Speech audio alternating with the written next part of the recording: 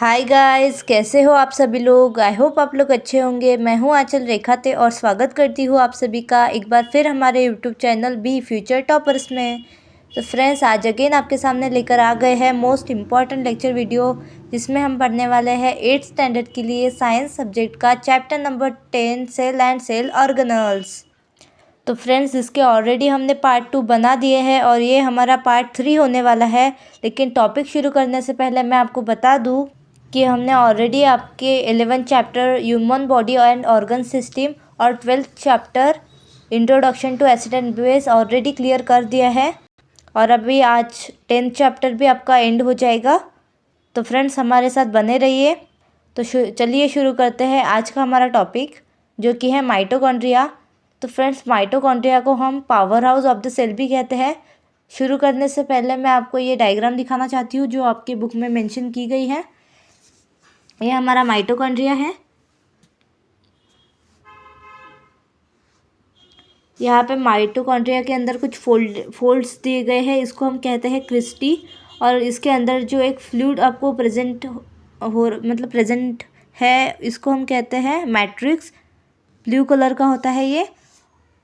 और इसके अंदर की जो लेयर होती है उसको हम इनर मेम्ब्रेन, और बाहर की जो लेयर होती है उसको आउटर मेम्ब्रेन कहते हैं। Each cell requires energy and this energy is produce in the mitochondria. हर एक सेल को जो होता है एनर्जी की ज़रूरत होती है, और यही एनर्जी जो होती है वो माइटोकॉन्ड्रिया के अंदर प्रोड्यूस होती है। Under the electron microscope a mitochondria is seen as a double membrane structure.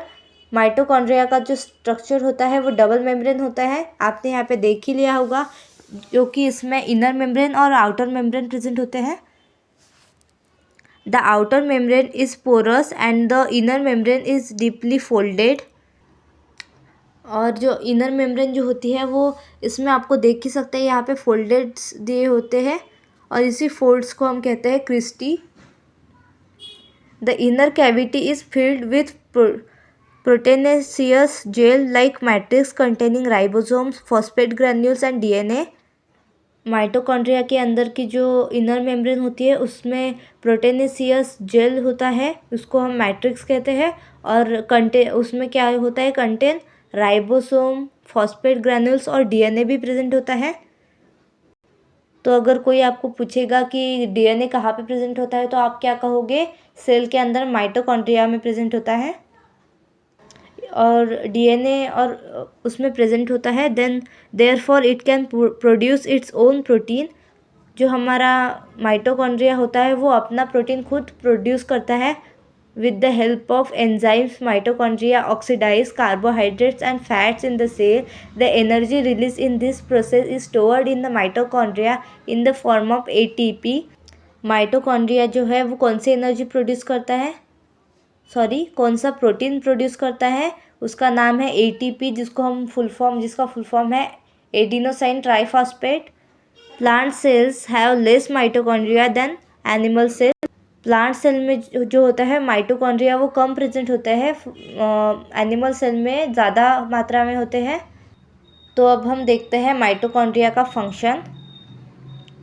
To produce energy rich compound ATP. Mitochondria के अंदर एनर्जी रिच कंपाउंड प्रोड्यूस होता है, जिसको हम कहते हैं एटीपी, और उसका फुल फॉर्म मैंने आपको बताया था, एडिनोसाइन ट्राइफॉस्फेट।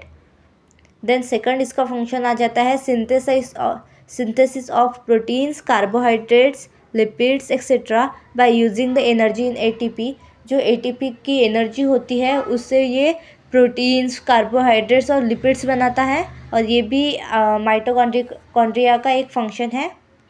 तो फ्रेंड्स, आई होप आप सभी को माइटोकॉन्ड्रिया क्लियर हो गया होगा। तो फ्रेंड्स, अब हम बढ़ते हैं हमारे नेक्स्ट टॉपिक की तरफ, जो कि है वैक्यूल्स। तो फ्रेंड्स, आपके बुक में आपको वैक्यूल्स की डायग्राम मेंशन की गई है। Vacuoles are the storage sacs for solid और लिक्विड कंटेंट्स। तो फ्रेंड्स, वैक्यूल को हम स्टोरेज सैक्स भी कह सकते हैं। आपके बुक में भी आपको यहाँ पे मेंशन किया गया है। They don't have any typical shape और साइज। वैक्यूल्स का जो होता है वो कोई भी एक शेप नहीं होता, और साइज़ भी उसकी डिफरेंट होती है हर एक सेल में। The structure of the vacuole changes according to the need of the cell. Vacuole is bound by single membrane. Vacuole जो होता है वो सिंगल मेम्ब्रेन से बाउंड होता है। और इसके फंक्शंस अब हम देखेंगे। फर्स्ट फंक्शन आ जाता है to maintain the osmotic pressure of the cell.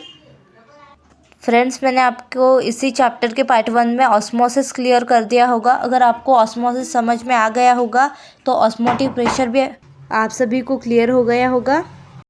तो फ्रेंड्स, अगर आपने इस चैप्टर के पार्ट 1 और पार्ट 2 नहीं देखे हैं तो आप प्लीज़ जाकर देख सकते हैं, हमारे चैनल के अंदर प्रेजेंट है। देन वैक्यूल का सेकंड फंक्शन आ जाता है to store the metabolic by products and end products. तो बाई प्रोडक्ट्स और एंड प्रोडक्ट्स मतलब फॉर एग्जांपल ग्लाइकोजन हो गया, प्रोटीन्स हो गए, वाटर के कुछ मॉलिक्यूल्स हो गए, ये सब जो होता है वो वैक्यूल अपने अंदर स्टोर करता है। In animal cell they store waste products and food, while in amoeba it store food before digestion।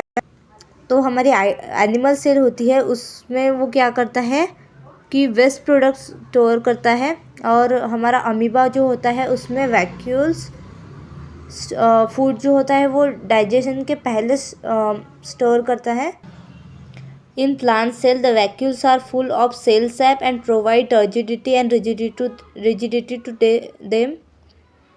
Plant cell में जो होता है वो वैक्यूल प्लांट को टर्जिडिटी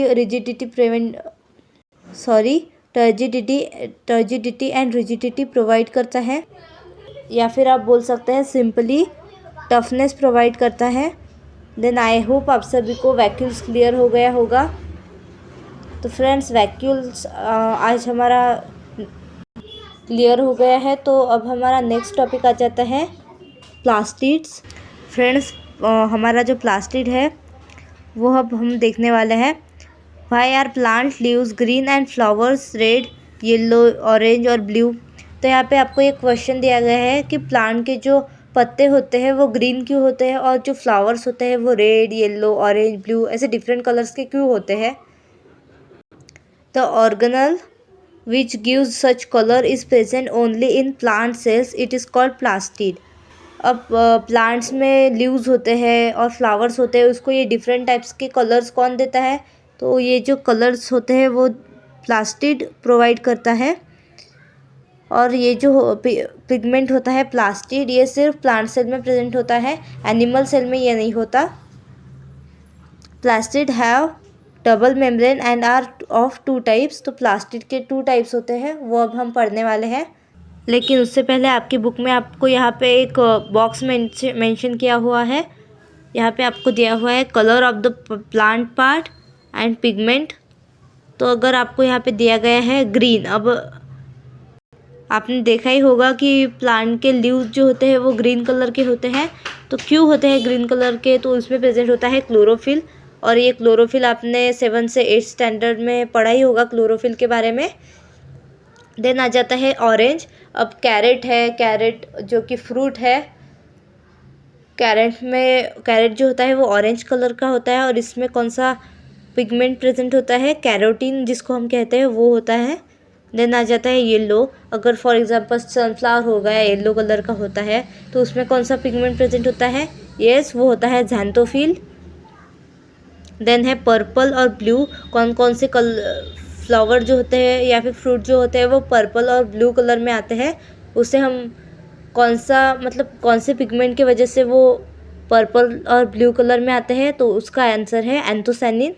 देन आ जाता है डार्क पिंक कलर। बीटरूट जो होता है वो डार्क पिंक कलर का होता है, और ये जो कलर है वो किस पिगमेंट की वजह से मिलता है? यस, बेटालिन्स की वजह से। फ्रेंड्स, एक्चुअली क्या है कि मैं आपको पढ़ा तो रही हूँ, लेकिन 2-3 दिनों से मेरी तबीयत कुछ ठीक नहीं है, इसलिए मेरे जो प्रोनाउंसिएशन है वो शायद क्लियर ना आए। तो फ्रेंड्स, अभी हमारे टॉपिक की तरफ बढ़ते हैं। अब हमें देखना है प्लास्टिड के 2 टाइप्स कौन से हैं। तो वो है ल्यूकोप्लास्ट और क्रोमोप्लास्ट। तो ल्यूकोप्लास्ट क्या होता है? तो वाइट और कलरलेस प्लास्टिड, जिसका कोई कलर नहीं होता या फिर वाइट कलर होता है, वो प्लास्टिड जिसको हम कहते हैं ल्यूकोप्लास्ट। और दूसरा है क्रोमोप्लास्ट, जो कलर्ड प्लास्टिड होता है, यानी डिफरेंट कलर्स में आता है। Chloroplast can get converted into other types of chromoplast. Example यहाँ पे दिया गया है, raw green tomatoes turn red due to break down of chlorophyll and synthesis of lycopene. तो अभी एग्जाम्पल हम समझते हैं। रॉ ग्रीन टोमेटो यानी जो कच्चा टमाटर होता है वो लाल कलर में बदल जाता है, तो उसमें कौन सा पिगमेंट होता है प्रेजेंट? लाइसोपिन। देन आ जाते हैं हम हमारे नेक्स्ट टॉपिक की तरफ, जो कि है क्लोरोप्लास्ट। लेकिन जो क्लोरोप्लास्ट हमारा टॉपिक है वो थोड़ा बड़ा है, इसीलिए मैं इसके लिए सेपरेट वीडियो लेके आना चाहती हूँ। तो फ्रेंड्स, प्लास्टिड हमारा आज का लास्ट टॉपिक था। तो फ्रेंड्स, आई होप आप सभी को माइटोकॉन्ड्रिया, प्लास्टिड्स, वैक्यूल्स ये सब क्लियर हो गया होगा। तो फ्रेंड्स, अब हम मिलते हैं हमारे नेक्स्ट वीडियो में। तब तक के लिए goodbye. Like, subscribe and share.